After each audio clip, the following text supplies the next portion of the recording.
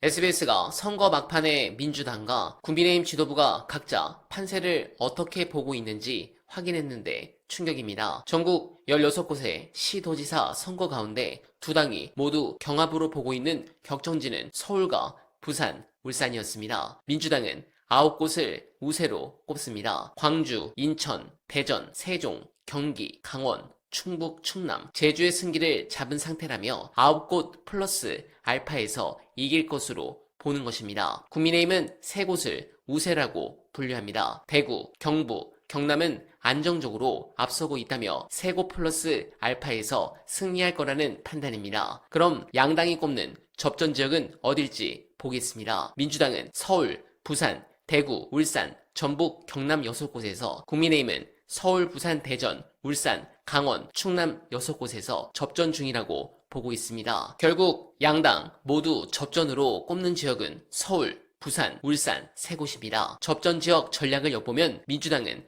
국민의힘 후보들이 현역 단체장이라는 점을 고리로 새 인물론을 펴는 모양새고, 국민의힘은 자당 우세 지역의 보수 결집 현상이 접전 지역으로 확산하기를 기대하는 분위기입니다. 안타깝습니다. 선거는 구도가 가장 중요한데 인물론을 내세우니 이재명 대통령의 지지율이 빚을 내지 못하는 거 아닙니까? 지금이라도 당장 선거 전략을 바꿔야 한다고 생각합니다. 한편 14석이 걸린 국회의원 재보궐선거의 판세는 양당이 어떻게 보고 있을까? SBS가 확인했습니다. 민주당은 9곳 우세, 3곳 접전으로, 국민의힘은 2곳 우세, 3곳 접전으로 각각 판단하고 있습니다. 양당이 공이 접전 지역으로 꼽는 3곳은 부산 북갑, 경기 평택을, 충남 공주 부여 청양입니다. 네, 이제 민주당은 선거 전략을 바꾸고 반쪽인 재보궐보다는 광역 단체장, 특히 서울에 신경을 써야 합니다. 선거판이 블랙아웃으로 넘어가면 상대 진영은 판세를 흔들기 위해 온갖 잔기술과 네거티브 후보 개인의 자잘한 의혹을 던지며 진흙탕 싸움을 걸어옵니다. 여기에 말려들어서 같이 뒹굴기 시작하면 그 선거는 지는 겁니다. 이번 지방선거의 본질이 무엇입니까? 그 기저에 도도하게 흐르는 거대한 강물은 바로 이재명 정부에 대한 중간평가라는 준엄한 명분입니다. 일부 후보들이 자신의 개인기나 지역구 인맥만 믿고 각계 전투를 벌이는 선거? 대세를 잃지 못하는 하책입니다. 지방선거는 결국 구도 싸움입니다. 주권자인 국민이 보기에 유능하고 안정적인 이재명 대통령의 경제적 성과를 당당하게 전면에 내세워야 합니다. 대통령의 국정 철학을 지방 행정으로 그대로 이어받아 우리 지역의 실질적인 이익과 경제적 변형을 이끌어내겠다는 이른바 이익투표의 프레임을 확실하게 쥐고 가야 승리할 수 있습니다. 이 정부를 지지하는 것이 내 삶에, 내 지갑에, 내 아이들의 안전에 이득이 된다는 확신을 유권자들에게 전공법으로 심어줘야 합니다. 우리 당원들과 지지자 여러분,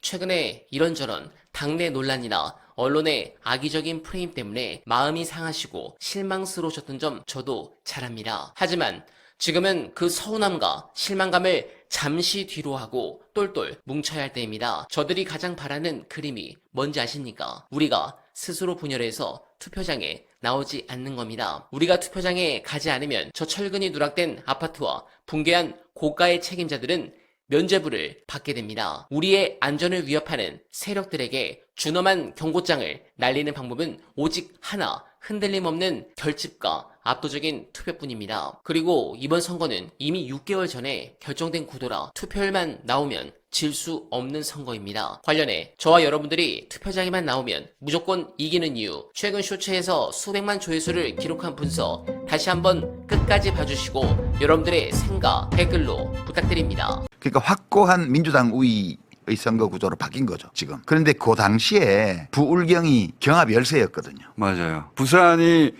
한 명밖에 안 돼서 한 명밖에. 출구조사까지도 이겼는데 그 막판에 보이지 않는 결집이 있었던 거죠. 그런데 지금 이 지방선거는 그 흐름이 좀 더 강화된 것 같다. 아무리 봐도. 그러니까 부울경이 민주당의 경합 열세 지역에서 완전 경합 지역으로 왔고 대구 경북 TK 지역은 경합 열세로 왔거든. 지금 대구 경북을 합쳐보면 경합이긴 한데 경합 열세예요. 그러니까 이거 어마어마한 변화입니다. 그리고 2020년 총선, 2016년 총선, 20년 총선, 24년 총선에서 쭉 흘러온 이 구조의 변화, 지형의 변화가 지속되고 있다. 근데 이제 초점은 윤석열의 탄핵, 내란과 탄핵을 거치면서 박근혜 탄핵을 거친 다음에 나타났던 그 현상. 반동이요? 예, 그러니까 박근혜 대통령이 현직에 있을 때는 민주당이 총선에서 지역구 평균 득표율은 약간 지고 의석에서 한 개를 이겼잖아요. 그리고 박근혜를 탄핵하고 나서 그다음에 180석을 합니다. 그다음에 또 그 다음 선거에서 비슷하게 또 이기죠. 그리고 나서 윤석열의 탄핵과 개헌과 탄핵이 있었어요. 그러니까 이것이 얼마만한 지형 변화를 초래했느냐. 제가 볼 때는 약 5% 내외 정도의 이제 국힘당 계열의 위축. 전국적으로 볼 때. 전국적으로 볼 때. 평균적으로 볼 때. 예, 그래서 충청권에서는 지금 완전 열세로 갔고요. 그 경합 열세였거든요. 그 맞아요. 충청이 항상. 저 국힘당이. 근데 충청이 지금 완전 열세로 왔습니다. 충청을 스윙보트라고 했는데 이제 스윙보트가 아니라고 해도 되겠어요. 예, 경기, 인천 말할 나위도 없고 서울도 경합 열세로 왔죠. 그러니까 전체적으로 보면 2016년 총선 때 처음으로 확인되었던 기호 1번을 더불어민주당이 가져간 그 지형의 변화가 더 강화되고 있다. 흐름이. 그런 점이 좀 확인되는 선거라고 봐요. 최근 10년 사이에 정치에 관심을 가지신 분들은 민주당이 항상 우세여가지고 이게 아주 오래된 거라고 생각하시겠지만 지금 말씀하신 대로 10년 전 시작된 거예요. 불과. 제가 1987년 대선부터 정치를 관찰하고 비평해온 사람인데 이제 그때하고 비교하면 이거는 거의, 이건 뭐 거의 기적과 같은 상전벽해 같은 변화예요. 그래서 뭐 누가 이긴다 진다 여론조사가 붙었다 막 사람들이 추소해하는데 저는 그 흐름이 더 강화돼서 가고 있는 것 같아. 큰 흐름에 네. 그때는 이제 보수 정당이 전국 정당이었고 민주당이 지역 정당이라고 불렸어요. 그렇죠. 근데 그게 역전됐습니다. 완전 역전돼. 완전 역전됐어요. 그것이 진보 진영의 꿈처럼 얘기됐거든요. 예. 민주당은 전국 정당이 돼야 되고 그 보수 정당은 지역 정당으로 쪼그려 들었으면 좋겠다. 난 희망이야. 30년 전부터 들었는데 그 방향으로 가고 있는 예, 거예요. 그 방향으로 가는 것 같아요. 제가 뭐 여론조사 데이터를 꼼꼼하게 분석한 건 아니지만 여기 꽂혀서 하는 조사의 흐름을 이렇게 보면 그 흐름이 지속되고 있을 뿐만 아니라 윤석열 탄핵 이후에 처음으로 추가적인 변화가 확인되는 과정 아닌가? 너무 디테일하게 보면 오히려 큰 흐름이 안 보이는데 우리 유시민 작가는 항상 선거 때 되면 이마트 좀 나와가지고 큰 흐름이 이렇게 잡혔네. 대체로 맞아요. 아니 뭐 다 틀린다고 말하는 분도 계시더라고요. 제가. 대체로 맞아요. 제가 그래서 꼭 이맘때는 유시민 작가를 모십니다. 디테일을 맨날 들여다보면 큰 흐름을 읽게 되는데 약간 게으르셔가지고 디테일을 잘 안 보고 큰 흐름을 보는데 약간 멀리서 대체로 맞아요. 자. 그러면 큰 흐름, 이게 시계열로 보면은 이런 큰 흐름의 변화가 있다. 예. 그 추세는 유구하게 흘러가고 있다. 자, 근데 이제 그런 얘기 하셨잖아요. 이 선거가 미래를 어떻게 바꿀 것인가. 난 거기에 관심이 많다. 예.